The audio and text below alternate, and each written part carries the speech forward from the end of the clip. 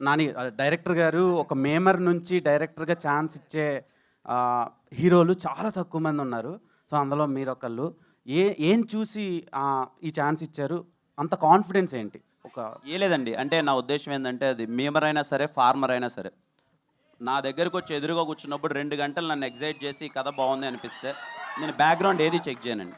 Experience ఎంత ఏదుందని నేను check చేయను. నేను ఇస్తానండి. అంతే. Thank you. So, okay. ఇప్పుడు ఈ పండక్కి 4 సినిమాలొస్తున్నాయి. బ్రో. ఈ 4 సినిమాల్లో మీకు బాగా నచ్చిన ట్రైలర్ ఏంటి? అంటే లేదండి. దేన్ని తక్కువగా నేను ఈ స్టేజ్ మీద ఉండి యాజ్ ఎ హీరోగా ఉండి వేరే దానికి కంపారిజన్ నేను కాంపిటీషన్‌లో నేను ఉన్నాను కాబట్టి దాని గురించి మాట్లాడకూడదు. సారీ బ్రో, దానికి ఆన్సర్ నేను చేయలేను. ఓకే. అండ్ డైరెక్టర్ గారు, సార్ ఈ సినిమా సోలో హీరో ఫిల్మా? మల్టీ స్టారర్ సినిమానా? అంటే ఇద్దరిని అసలు నరేష్ గారిని, ఇటువైపు కిరణ్ గారిని స్టాండర్డ్స్ ఎక్కడ తగ్గకుండా చూపిచ్చారు. లేదండి. అంటే మేమింకా ఏం అవ్వలేదు. వాళ్ళు ఆల్రెడీ స్టార్స్.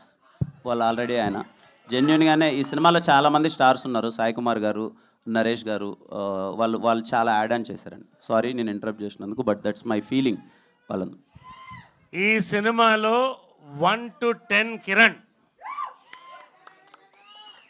11 తర్వాత అందరు రాసుకోండి. నేను చెప్తున్నా. కిరణ్ గారు ఒకటి అండి అయితే హీరోయిన్ విషయంలో చూస్తే గనక సారీ అండి. నేను ఇంతకు ముందు ఇచ్చిన దానికి మీరు ఏమైనా ఇబ్బంది పడి ఉంటే ఐమ్ రియల్లీ సారీ అండి. అదేం లేదు. ఆనెస్ట్‌గా అనిపించింది చెప్పండి. యా ప్లీజ్ అడగండి. సో నేను అదే హానెస్ట్గా ఒక లైన్ ఆయన కించపరచాలని అడగలేదు, ఆయన కష్టాన్ని చెప్పించాలనుకున్నాను అంతే. అయితే హీరోయిన్ విషయంలో హీ